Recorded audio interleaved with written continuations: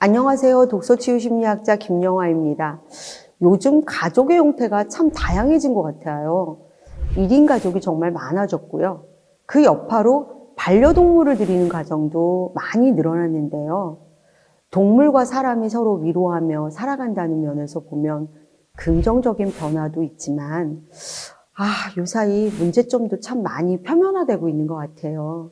그래서 오늘은 가족이 된다는 게 어떤 의미인지 그 이야기를 해보려고 합니다.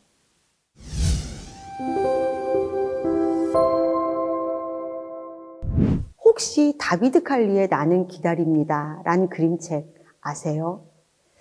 인생을 살아가면서 기다리는 것들에 대해 깊이 있게 성찰하는 내용인데요.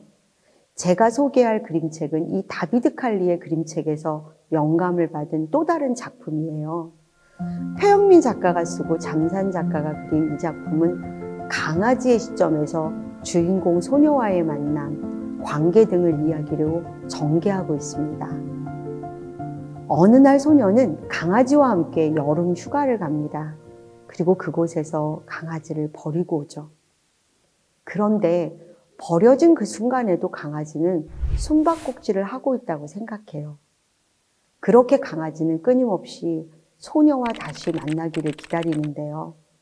그런 강아지의 모습이 너무 슬퍼서 긴 여운을 주는 그런 작품입니다.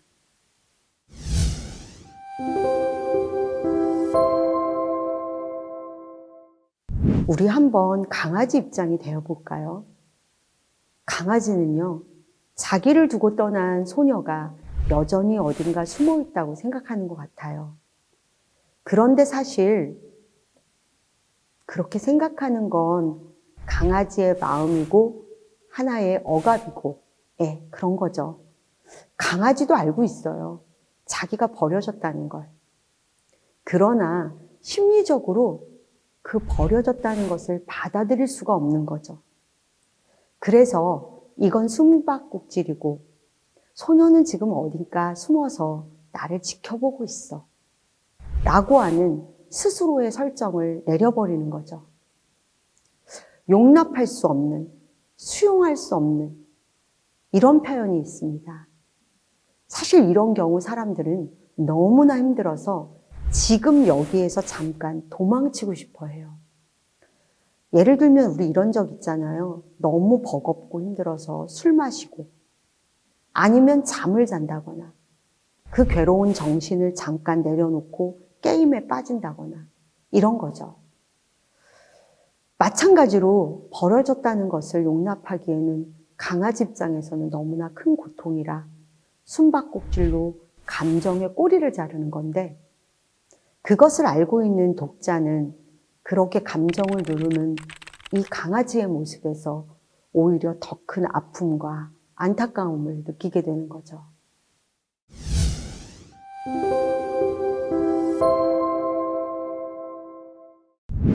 결국 소녀는 파양을 한 거잖아요. 이럴 거면 아예 데리고 오지 말지. 너무 무책임한 거 아니야? 이런 생각이 듭니다. 그런데 사실 이런 분들 생각보다 많은 것 같아요. 반려동물을 키운다는 건 예쁜 사진 찍어서 SNS에 올리고 나 좋을 때만 함께하는 게 아니거든요. 보살펴줘야 하고 사랑해줘야 하는 가족이 생기는 거라는 사실을 간과해서 벌어지는 일입니다.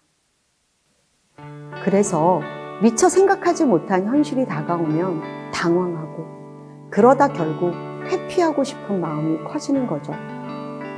이들은 과연 반려동물을 가족으로 여겼을까요? 그랬다면 가족에 대한 책임을 회피한다는 것은 있을 수 없는 일입니다. 우리가 회피라는 것을 선택하는 것은 잠깐, 가족이라는 허울 속에 잠시 도피한 거라고 봐야 합니다. 당장의 기쁨만을 생각한 무책임한 행동이라고 정말 볼 수 있는 거죠.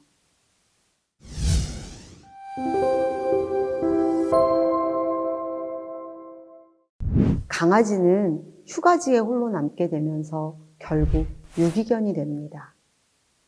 그리고 기나긴 기다림이 시작되죠.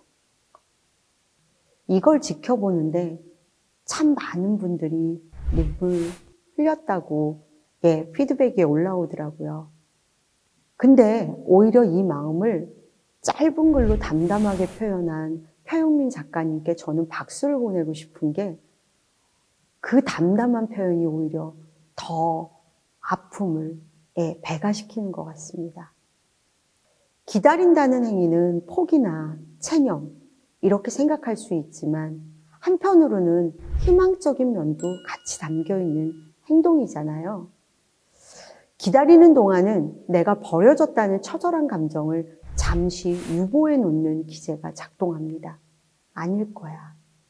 곧 올 거야. 이런 말은 결국 부정을 하는 건데요. 이런 기저의 바람이 그것을 바라보는 타인에게는 더 큰 고통이자 안타까움의 어떤 극한을 보여주는 것. 결국 책을 읽는 많은 분들에게 공감의 극대화를 가져오게 되죠. 나는 기다립니다. 다정하게 안아주기를. 이렇게 시작한 글이 마지막에는 손바꼭질 놀이가 그만 끝나기를, 날이 밝기를 이라고 매듭짓는데 스스로를 버려진 존재라고 생각하고 싶지 않아서 이렇게 쓰지 않았을까 싶어요. 이 대목에서 우리가 단순한 슬픔이 아닌 가슴을 울리는 묵직한 아픔을 느끼게 되는 건 희망을 놓지 않으려는 그 마음을 알고 있기 때문 아닌가 싶습니다.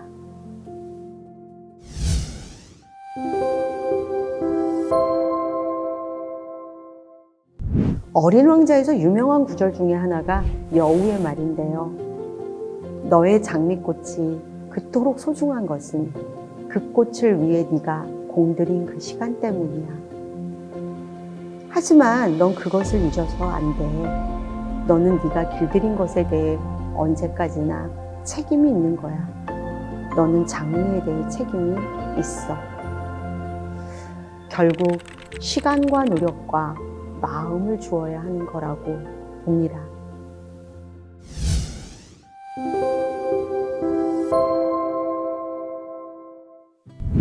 마지막으로 이 그림책이 도움이 될 분들을 언급하고 싶은데요. 요즘 가족과 떨어져 1인 가족으로 사는 분들 또는 관계 때문에 힘들어하는 분들 많잖아요. 이렇게 일상 속에서 진정한 관계가 고픈 기다림에 지쳐있는 분들에게 이 책을 권하고 싶습니다.